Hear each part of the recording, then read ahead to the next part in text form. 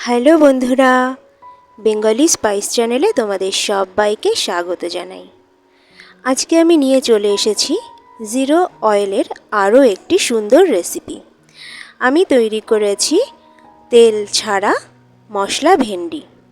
রেসিপিটি খুবই সহজ আর সুস্বাদু হয়। তাহলে চলো তোমাদের সাথে শেয়ার করি। মশলা ভেন্ডি তৈরি করার জন্য ভেন্ডিগুলো আমি পাতলা পাতলা করে এইভাবে কেটে নিয়েছি। এবার চলো মশলাগুলো মিশিয়ে নিই। প্রথমে মিশিয়ে নিচ্ছি একটু বেশি পরিমাণেই হলুদ, দিয়ে দিচ্ছি পরিমাণ মতো লঙ্কা গুঁড়ো। যারা ঝাল খাও না তারা কিন্তু এখানে গোলমরিচ গুঁড়ো ব্যবহার করতে পারো বা কাঁচা লঙ্কাও ব্যবহার করতে পারো। এবার দিয়ে দিয়েছি ধনে গুঁড়ো,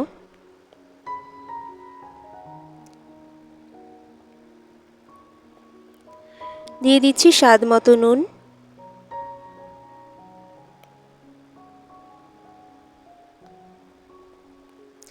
এবার এই সমস্ত কিছু আমি একসাথে ভালো করে মেখে নেব।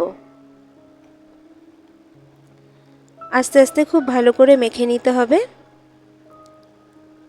মাখা হয়ে গেছে, এভাবে রেখে দেব 5 মিনিট। 5 মিনিট পর কড়াই আমি গ্যাসের ওপর চাপিয়ে দিয়েছি আর হাই ফ্লেমে খুব ভালো করে কড়াইটাকে গরম করে নিচ্ছি।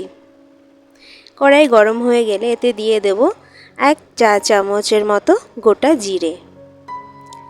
গোটা জিরেকে আমি কড়াইতে সামান্য রোস্ট করে নেব।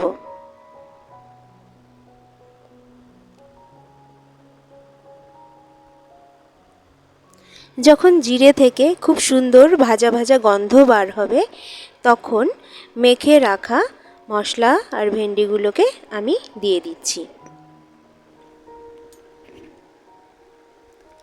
ফ্লেমটা কিন্তু এখনও হাইতেই রয়েছে। এবার আমি ভেন্ডিগুলোকে জিরের সাথে ভালো করে নেড়ে দিচ্ছি। রান্নার শুরুর প্রথম দিকে ভেন্ডিটা কড়াইয়ের সাথে একটু লেগে যাবে, কারণ ভেন্ডির ভেতরে একটা হরহরে রস জাতীয় থাকে কিছু, যেটা কড়াইতে লেগে যায়। তো রান্না যত এগোতে থাকবে ভেন্ডি কিন্তু আর কড়াইয়ের সাথে লেগে যাবে না, সেটা তোমরা দেখতেই পাবে। তো হাই হিটে বারবার নাড়াচাড়া করতে থাকবো আর ভাজতে থাকবো।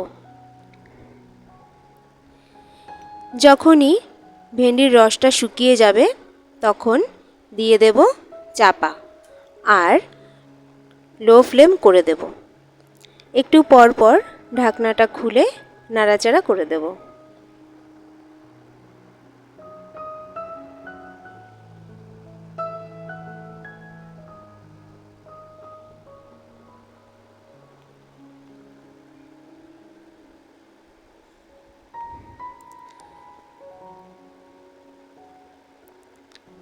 ভালো করে নেড়েচেড়ে নিচ্ছি।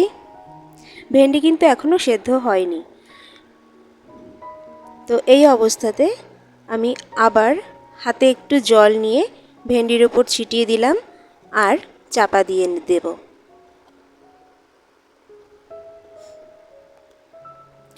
তোমরা এইভাবে রান্না করবে আর বুঝতেও পারবে না যে এটা তেল ছাড়া করা হয়েছে, কারণ এটা স্বাদ খুব ভালো হয়। দেখো চাপাটা আবার তুলেছি, তোলার পরে আবার নেড়েচেড়ে দিচ্ছি। দেখো এখন দেখলেই বুঝতে পারছো যে ভেন্ডিটা কিন্তু আর কড়াইতে আটকে যাচ্ছে না। ভেন্ডিটা ভাজা প্রায় কিন্তু শেষের দিকে। দেখো ভেন্ডিটা সেদ্ধও হয়ে গেছে, খুব ভালোভাবেই সেদ্ধ হয়ে গেছে ভেন্ডিটা। এবার এতে আমি দিয়ে দেব আমার প্রিয় ম্যাজিক ম্যাগি মশলা। তোমরা এটা চাইলে দিতেও পারো, নাও দিতে পারো। এবার আমি মশলাটা ভালোভাবে মিশিয়ে নেব। আমার রান্নাটা কিন্তু এখানেই শেষ। তৈরি হয়ে গেল মশলা ভেন্ডি। রেসিপিটা তোমাদের ভালো লেগে থাকলে লাইক কমেন্ট শেয়ার করো আর সাবস্ক্রাইব করে চ্যানেলের পাশে থেকো। আর এই রেসিপিটা বাড়িতে অবশ্যই তৈরি করো, আর কেমন লাগলো সেটা জানিও কমেন্টে। দেখা হবে পরের রেসিপিতে। আজকে তবে আসি, টাটা।